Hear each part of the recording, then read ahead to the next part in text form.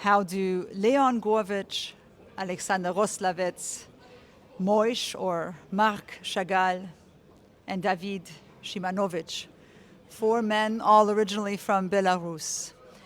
How do these four men communicate with each other and with a wide audience through your brand new composition, Echoes of Chagall, which will have its world debut right here at the Elbphilharmonie on March 22nd? Yes, so the first it was inspiration by Marc Chagall, and then I find great lyrics by David Shimanovich, and I decided to write a new vocal cycle for bass and piano. Then I show a great singer from Hamburg Staatsoper, Alexander Roslavets, and he said, of course, we can do it together. So now we have premiere in the Elbphilharmonie 22 in March, and please welcome. We have a big premiere. How does Echoes of Chagall contribute to remembering the atrocities of war and oppression, but answering it with artistry, beauty, and dreams that can show us a better way, perhaps?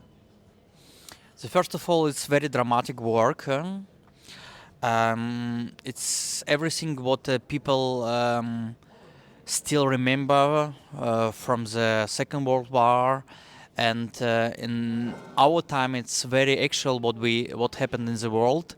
That's why maybe it's more than interesting to listen this music with their lyrics. Chagall chose to escape the harsh, tragic realities of his time by leaning towards surrealism. For example, by painting figures upside down or using illogical colors, and by focusing on conveying more emotional and psychological realities and capturing dreams that combined his own childhood memories from growing up in Vitebsk with collective memory and Jewish folklore. Do you use similar techniques when composing, or did you use similar techniques when composing Echoes of Chagall? And how does conveying remembrance and capturing dreams work with a musical score? How do you play with the music in a way that's perhaps similar to Chagall's? Well, first of all, I didn't have any special technique. As everything came very natural, on the natural way, because I'm composed on a piano with pencil and paper. So when I imagine Marc Chagall paintings and when I have lyrics, I don't know from where. So the music comes through my mind, through my heart, and then I just everything put on the paper. What of style, what kind of music is decided the public, but of course all many intonations, many kind of things what we know from Chagall painting, but also from the lyrics about their time. Stay in the music, but on the modern way. And you know how what I mean with Chagall painting figures upside down or using colors that break with the norm, that are not what people expect. How do you do this with your music? So just sort of practically, maybe a couple examples. It's very difficult to show practical because we need singer, of course, and piano. But usually you feel this kind of, how we say, vibes or something that you, the spirit, yes, the right word, the spirit of their time. So I break also with many rules in music, and Chagall was in their time also quite modern, because he used many things that people never saw before.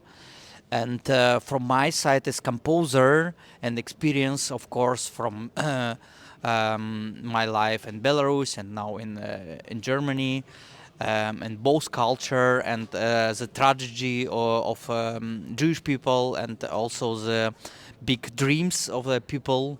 As everything you can listen to music. After the concert, I'll ask you specifically.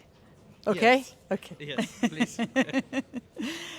Because I've never heard the music yet, so I'm very curious. Chagall went into exile and immigrated to France at the age of 35, which is about the same age you left Belarus and Right. came to Germany. How do questions of displacement, but at the same time questions of belonging, mark both your work and Chagall's?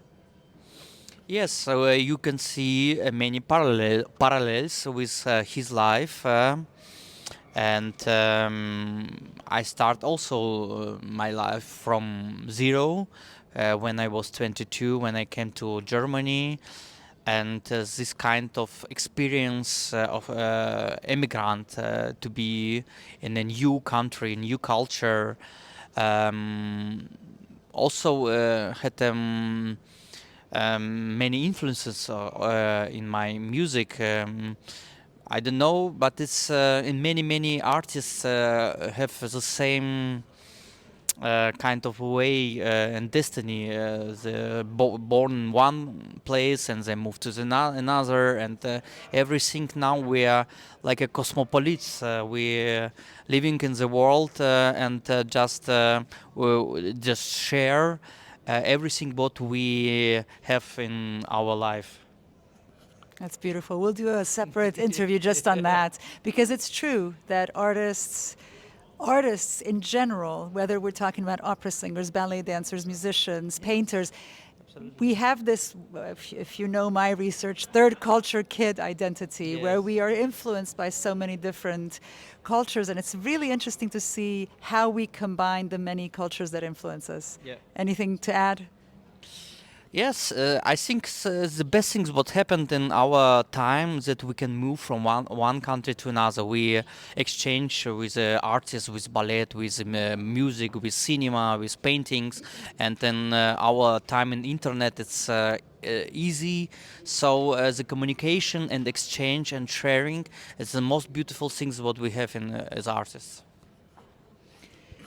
A lot of Chagall's works can be found at the Musée National Marc Chagall at Nice in France, or at the Centre Pompidou, or at various other museums. But for me, when I think of Chagall, I always have to think of the ceiling of the Opéra Garnier, which is this brilliant tribute to music, to opera, to ballet.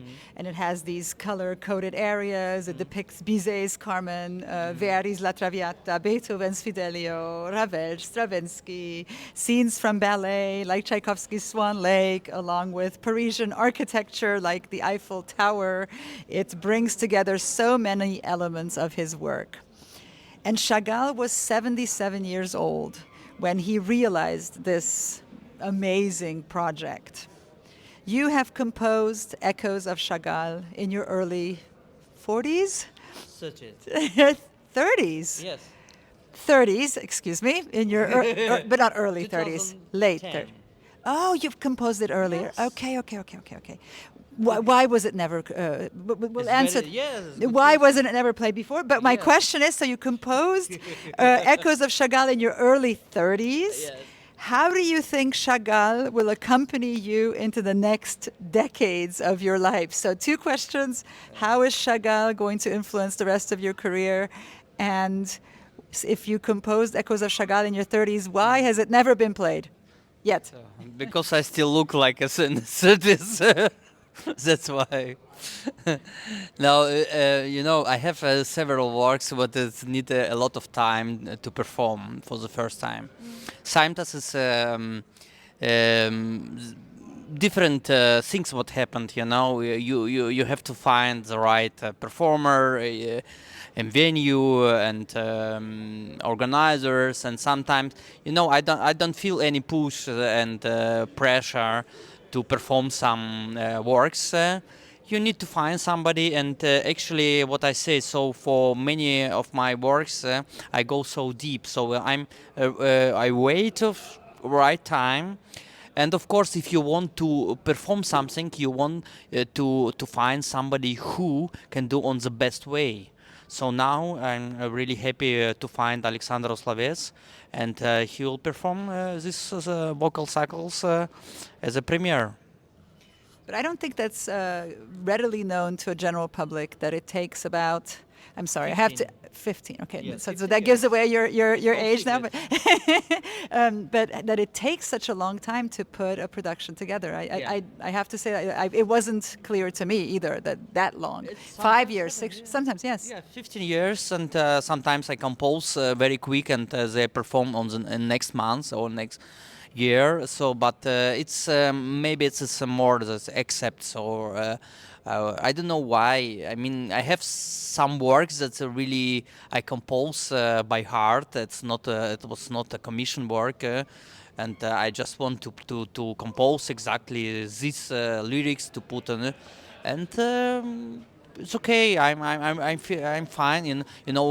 It's my dream that we have in Elbphilharmonie. It's one of the most beautiful concert hall in the world, and it's really great. Absolutely. I can't wait. I really can't wait for the concert. And the evening of the 22nd of March at the Elphi will also include two of your already existing pieces. A piece for string quartet and piano in memory of Janusz Korczak and your Anne Frank suite. Yes. The former Polish physician and children's activist Janusz Korczak spent time in the Warsaw Ghetto and died at the Treblinka extermination camp alongside with the children he was trying to protect. And Frank is well known for her diary, which she kept while in hiding for 2 years with her family. And Anne Frank and her family were later captured, and she passed away in at the concentration camp in Bergen-Belsen. How do your two pieces that honor Janusz Korczak and Anne Frank communicate with your new composition, Echoes of Chagall?